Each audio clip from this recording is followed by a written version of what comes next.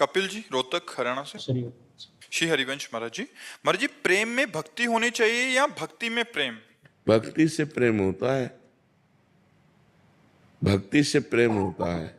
भक्ति ही सर्वांग जब भगवान की जाती, 64 प्रकार के भगवान की भक्ति के अंग वर्णन किए गए हैं, शास्त्रों में लिखे हुए हैं। 9 प्रकार की भक्ति की जाए, 64 अंगों से युक्त हो, तो उसमें प्रेम प्रकाशित होता है। तो जो हमारा श्रवणम कीर्तनम स्मरणम विष्णुपाद सेवनम अर्चनम वंदनम सख्य दास्य आत्मनिवेदनम, भगवान की 9 भक्ति की जाए तो इससे हमारे अंदर भगवान की 10धा प्रेम लक्षणा भक्ति जागृत होती है। भक्ति साधन भी है और भक्ति साध्य भी है। साधन भक्ति साधन है और साध्य भक्ति प्रेम है। जब प्रेम के द्वारा भगवान का नाम जप किया जाता है, प्रेम के द्वारा भगवान की कथा सुनी जाती है, प्रेम के द्वारा भगवान की अर्चना वंदना की जाती है, तब वो अलग होती है। पहले प्रेम प्राप्ति के लिए हमारी अर्चना वंदना नाम कीर्तन भजन साधन होता है। ये साधन भक्ति। किसका प्रश्न है? हाँ, तो ये साधन भक्ति है। साधन भक्ति से भाव भक्ति प्रेम भक्ति की प्राप्ति होती है। बिना भक्ति के प्रेम कैसे जागृत हो जाएगा? ईशु सिंह जी। ईशु सिंह जी। राधे राधे महाराज जी। महाराज जी, मैं ईमानदारी से जीने, दूसरों की मदद करने और गलत रास्ते पर नहीं चलने का प्रयास कर रहा हूँ, लेकिन मुझे लगातार दर्द। उसमें महाराज जी पूरा कहानी लिखा है उन्होंने, फिर आगे लिखा है, मेरी आत्मा अभी थक चुकी है, लेकिन ये सबकी आत्मा फंसी हुई है, तुम्हारी नहीं है। कोई बिरला ही जीवन मुक्त होता है, नहीं सब माया में फंसा हुआ है। और ये जो हमें आज है कि हम बहुत अच्छे आचरण से चलते हैं और हम कोई अधर्म आचरण नहीं करते, फिर भी हमको दुख मिलता है, ये हमारे पूर्व कर्मों का फल है, भोगना पड़ता है। इसीलिए संभाल के कर्म करना चाहिए। कर्म बिना भोगाए नष्ट नहीं होता। या तो भगवत प्राप्ति हो जाए तो सब नष्ट हो जाए, नहीं तो फिर अवश्य में बड़े बड़े संतों को भोगना पड़ता है। जो बिल्कुल पाप नहीं करते हैं, बहुत सही ढंग से चलते हैं, उनको भी भोगना पड़ता है। किसका प्रश्न है? हाँ, तो ये बात समझ लो। तो इससे अच्छाई ना छोड़ो। जो अच्छे आचरण कर रहे हो वो यथावत करते रहो, दूसरों की भलाई करते रहो। तुम्हें जो कष्ट मिले उसे तुम सह जाओ, तो तुम्हारा नया व्यापार, नई खेती बहुत बढ़िया है। पुराना जो पाप कर्म है वो नष्ट हो जाएगा, तो आगे आपको बहुत सुख मिलेगा।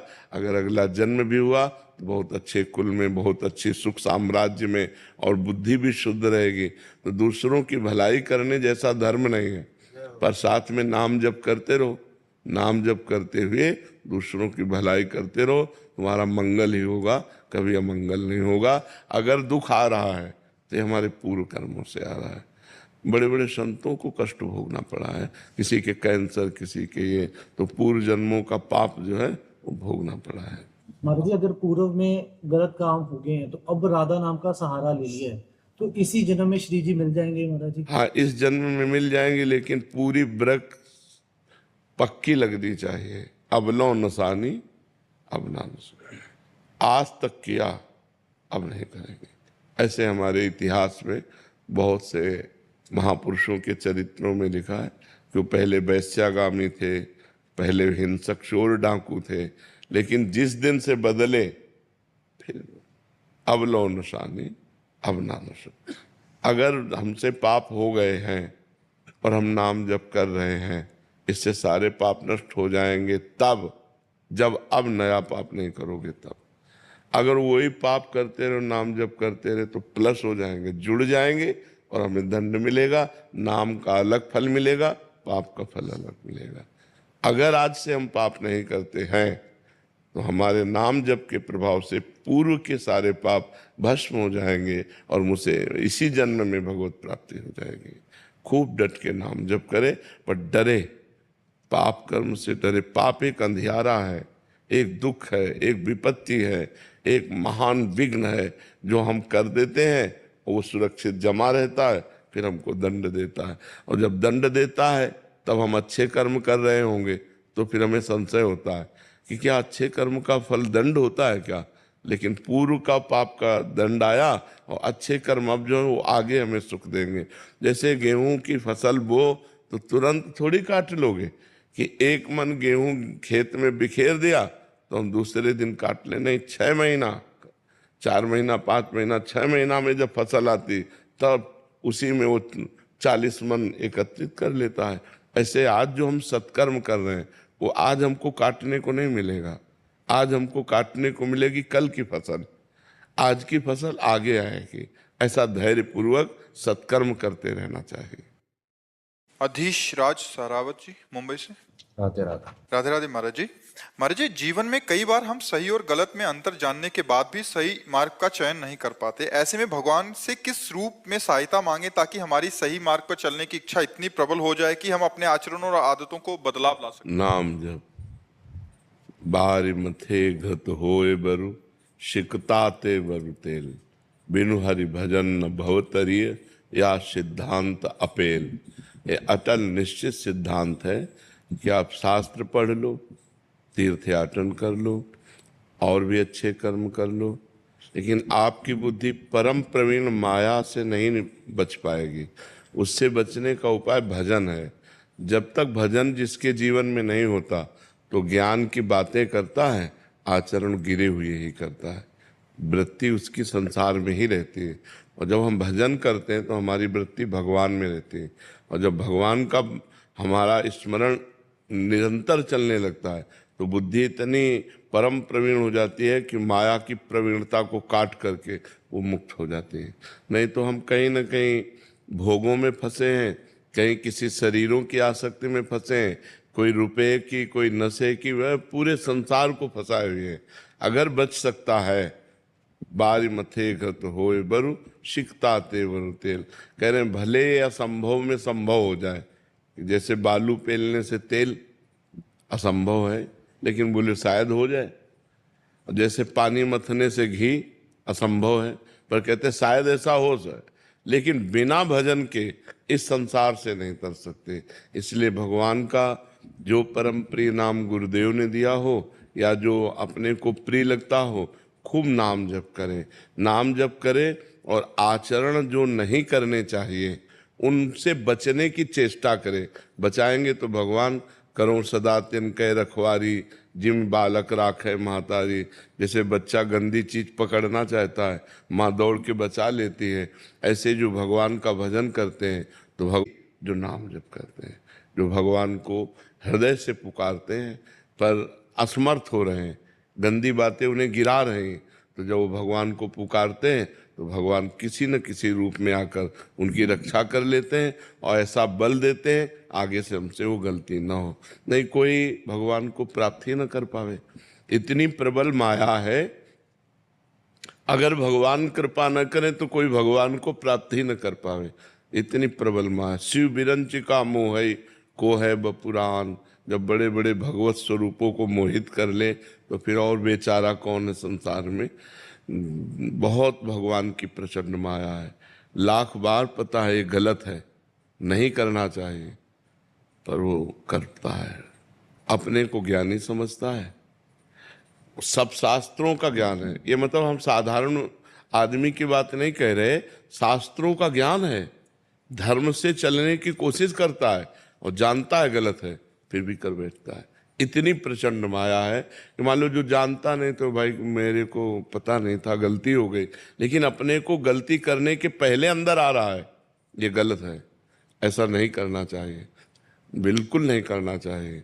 और वो ये सब अंदर चलते हुए भी वो गलत ही चला जाएगा यदि उसके अंदर भजन नहीं है। और भजन बल है तो फिर नहीं, फिर तो ऐसे हो जाएंगे, फिर तो ऐसे हो जाएंगे। जैसे कोई गंदा खाद्य बमन आदि क्यों खाना चाहेगा, ऐसे वो अधर्म के आचरण नहीं करेगा। अधर्म के आचरणों से ऐसे बचेगा जिसके अंदर भजन चल रहा है, और भजन नहीं चल रहा तो फिर सब बेकार है। इसलिए खूब भजन करो, नाम जप करो, जो भगवान का नाम तुम्हें प्रिय हो, अधिक से अधिक संख्या में करो। चाहे वो आजकल काउंटर चले हैं, माला से, काउंटर से, पर सबसे अच्छी विधि अंदर चलाना है। अंदर उसी का चलता है जिसका पहले अभ्यास हो जाए, और अंदर अंदर भजन होने लगे तो जीवन सार्थक हो गया। शांत बैठा है, कोई माला नहीं, अंदर अंदर भगवान का स्मरण था। पर ये अभ्यास से होता है, अभ्यास के लिए माला, काउंटर आदि की आवश्यकता होती है। विविका धवानी जी। महाराज जी राधे राधे। महाराज जी, यदि शारीरिक पीड़ा भी कर्म फल है तो दीर्घ पीड़ा में आस्था और धैर्य कैसे बनाए रखें? नाम जप करते हुए जब हम भगवान का आश्रय लेते हैं तो हमें बल आता है। जैसे इससे ज्यादा दीर्घ पीड़ा क्या होगी, दोनों किडनी फेल है, डायलिसिस होता है।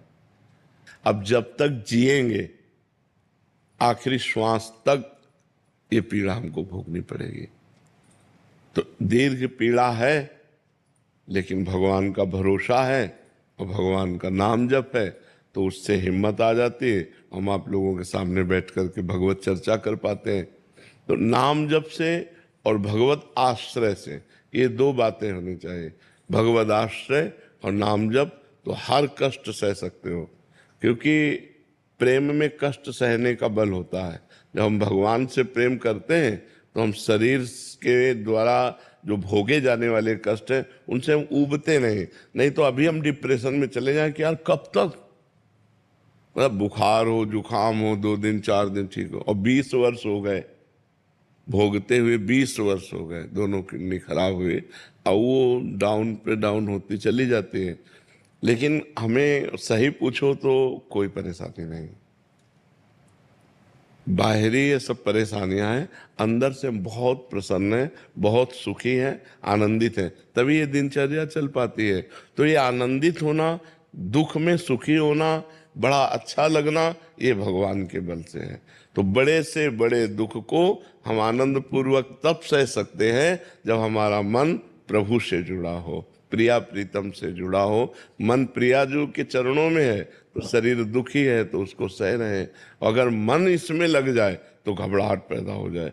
अब ये एक बार होना हो तो चलो हिम्मत कर ले, अतरे दिन रोज ये सब तो कितना बड़ा मतलब कष्ट का विषय है। लेकिन आपसे सच्ची कहते हैं, हर कष्ट आनंददायक होता है। जब डायलिसिस में कष्ट होता है और उस समय जब नाम चलता है तो नाम में आनंद आ रहा है, शरीर कष्ट में कोई परेशानी नहीं। अगर नाम ना हो, भगवान का आश्रय ना हो, तब तो रोज मरना है, रोज मरना है। जैसे हम भगवत आनंद में रहते हैं तो शरीर भी इतना बुरा असर नहीं पड़ता शरीर के ऊपर कि वो मुरझा जाए, वैसे एकदम आनंदित रहता है। तो ये कला हम सबको सिखाना चाहते हैं, क्योंकि मनुष्य जीवन में सुख और दुख दोनों का योग आता है। जब दुख आवे तो चित्त भगवान में रखो, बच जाओगे दुख से, निकल जाएगा दुख, बड़ी बड़ी समस्याएं नष्ट हो जाती हैं। अगर भगवान से चित्त नहीं जुड़ा, प्रभु से चित्त नहीं जुड़ा, तो हम संसार की समस्याओं में पिस जाएंगे। तभी लोग डिप्रेशन में हो जाते हैं, परेशान हो जाते हैं। अगर भगवान में चित्त जुड़ा है तो डिप्रेशन नहीं आ सकता, हृदय आनंदित रहेगा कि यार हर समस्या भगवान समाधान कर सकते हैं।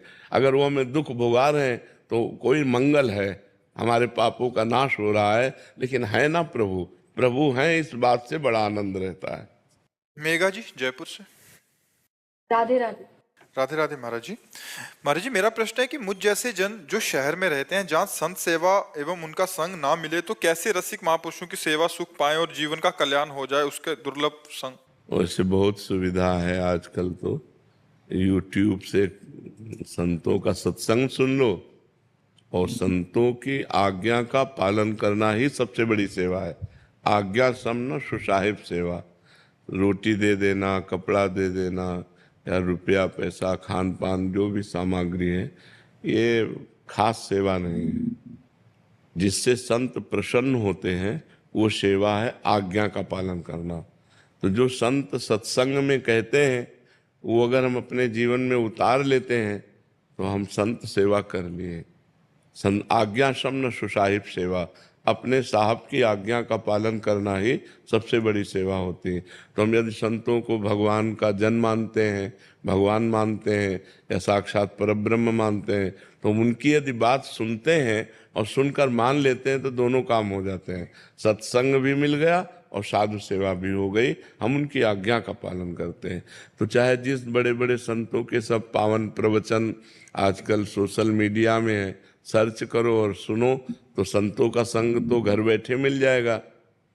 और सेवा उनकी आज्ञा का पालन कर रहे हैं, नाम जप कर रहे हैं, संत सेवा हो जाती है। अब जैसे एक आदमी हमको रोटी दे, हमको कपड़ा दे और हमारी आज्ञा का उल्लंघन करे तो हमको पाई भर नहीं जमेगा। और एक आदमी हमको कुछ नहीं देता लेकिन हमारी आज्ञा का पालन करता है, वो हमें सबसे प्यारा लगेगा। क्योंकि शरीर का पोषण, कपड़ा, वस्त्र, ये तो भगवान सबकी व्यवस्था की है, तुम्हें एक निमित्त बना दिया, तो जिससे प्रसन्नता हो वही सेवा। तो साधु सेवा का मतलब है उनकी आज्ञा का पालन करना। और साधु संग अगर हम मोबाइल पे भावना करें कि साक्षात सामने बैठे हैं, मान लो मोबाइल को रख के हम सुन रहे हैं, तो बिल्कुल वैसे ही फल मिलेगा जैसे आप सामने सुन रहे हो, ऐसे ही फल।